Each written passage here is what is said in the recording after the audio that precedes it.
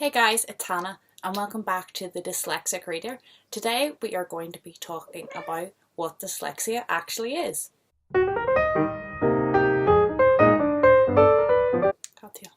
Okay, so today we're going to be talking about what dyslexia actually is. I've talked a little bit on this channel already, sort of how my dyslexia maybe affects me a little bit, things.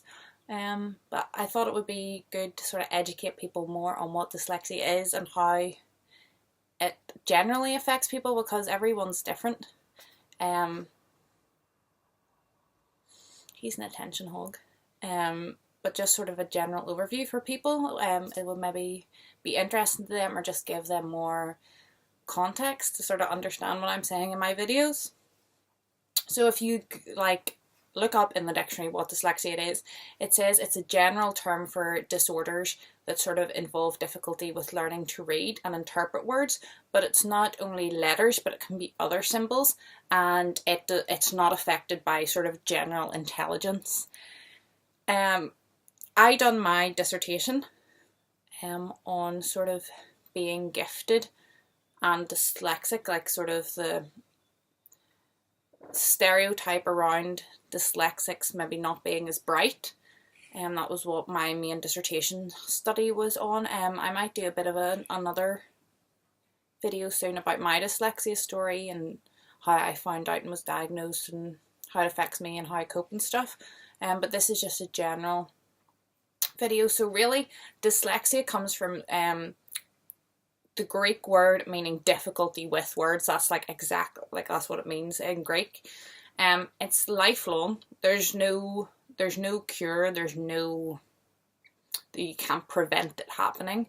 It's genetic and inherited usually, and it affects about 10% of people, which is quite a lot. Obviously, some people are so severe they can hardly write their name, and other people live their whole lives not even knowing anything about it because it doesn't affect them hardly at all.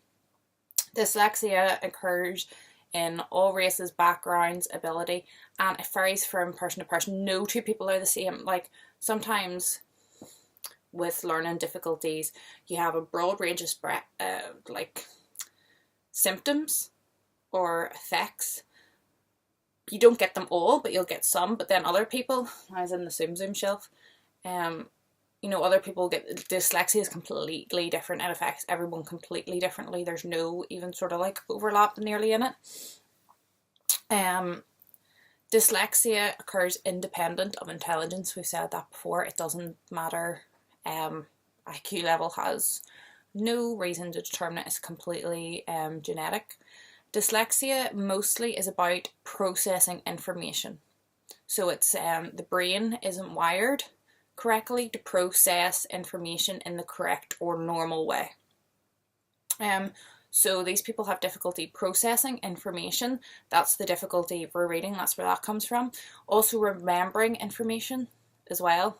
And that combined makes literacy quite difficult.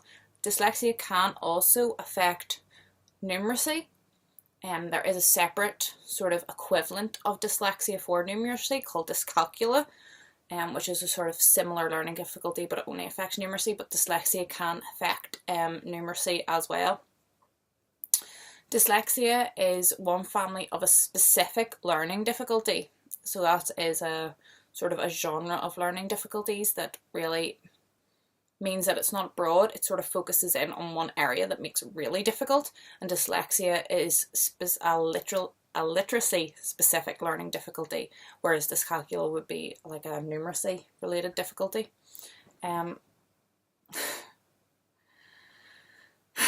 often can occur with other conditions. They're called the dys. They all start with DYS, and they're sort of a bit connected, and it can often both happen at times. So you have dyspraxia, which is a lack of coordination and sort of spatial awareness. Dyscalculia, which is a difficulty with numeracy or maths, and also ADHD as well. On the plus side, there is positives to dyslexia. They often have very strong visual and creative sort of aspects. Extremely good at problem solving skills, And dyslexia is actually very prominent through entrepreneurs, business people and celebrities as well. If you just Google dyslexic celebrities, the amount of the people that comes up is unreal. Whoopi Goldberg, Richard Branson, like there's a whole ton. They reckon Einstein was probably dyslexic. It obviously didn't affect his maths and science ability, but there's a whole list of famous people, especially good business people and entrepreneurs, inventors, architects, engineers, people in the art and entertainment world. The sort of creativity that dyslexia can bring up in people, because the brain's wired differently. You see things and process things completely differently, which means processing language can be hard, but you churn things out differently as well, and it can make quite creative, sort of unique problem solving.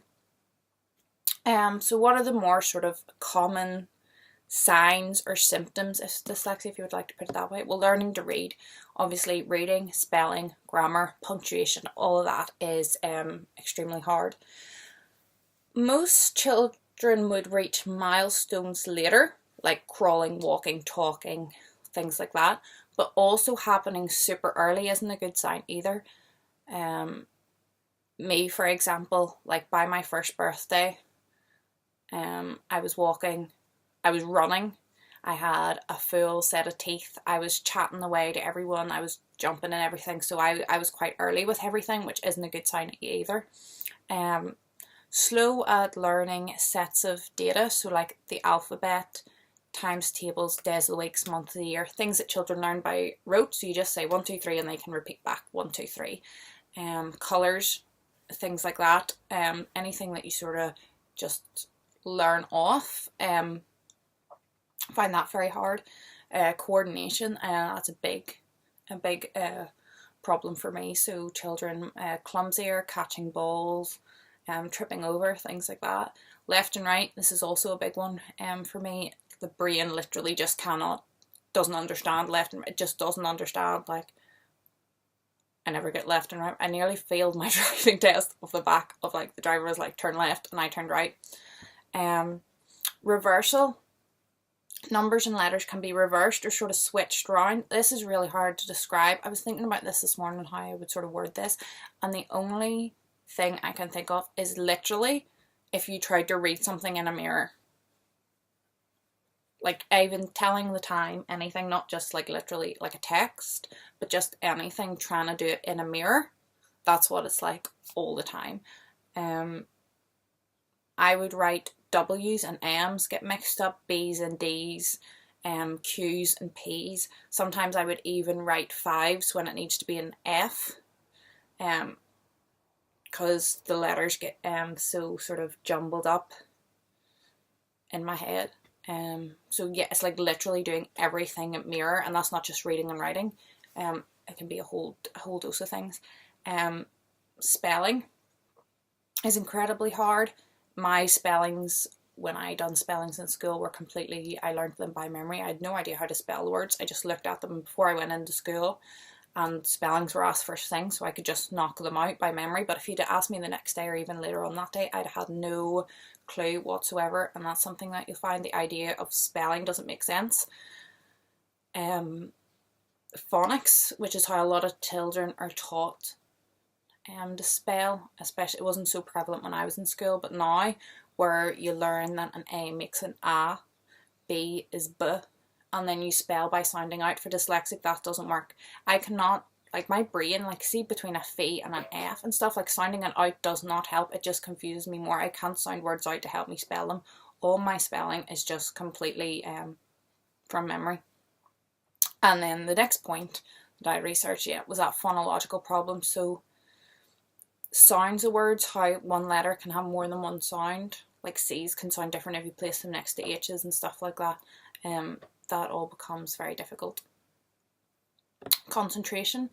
I wouldn't say that this really affected me, but a lot of people with dyslexia would say that concentration was a big problem. I do have that, but I just think that's sort of in my personality and in my tendencies. I don't think it's necessarily connected to the dyslexia, but as I said earlier, ADHD and sort of attention deficit disorders are linked to dyslexia as well. Sequencing doesn't seem logical to dyslexics, so like A, B, C, like to put that in that order doesn't make sense. Why things have to be in certain orders doesn't make sense. If you gave like a child like a red block, a blue block and a green block and asked them to copy it, they would pick the right colours, but they wouldn't necessarily put them in that order, because the idea that they had to be in that order doesn't make sense. And autoimmune sort of conditions as well. People with dyslexia are more likely to have like allergies, hay fever, eczema, things like that, which is quite interesting. I don't have any of those sorts of things, so that's interesting. And just to top off, there's no cure. Support within education is immensely important. Support between family and friends is really important, and supporting yourself, as well. Knowing your strengths and weaknesses and learning to play off that and not to let it get you down, I would say, is the most important things. And no matter how severe the dyslexia, you always can get past. There's no hurdle too big. It always can be jumped. People, I don't want to say they use it as an excuse, but they see it as there's no point even trying because I never can type thing. I think that stereotype needs to be really challenged, because I think the hurdles that dyslexia presents can be higher or lower for some people, but they're never impossible. But there's been a couple of studies I had researched that people said they'd done certain things and they seemed to improve, but they didn't cure the dyslexia. They sort of helped the people deal with the hurdles more. So they said they'd done like all these sorts of therapy and that it sort of like lessened the dyslexia. These were done in the 60s and 80s, a lot of the studies I'm referring to, but they didn't. What they done was they just taught in alternative ways, and that helped the children to cope better with their spelling difficulties and so on.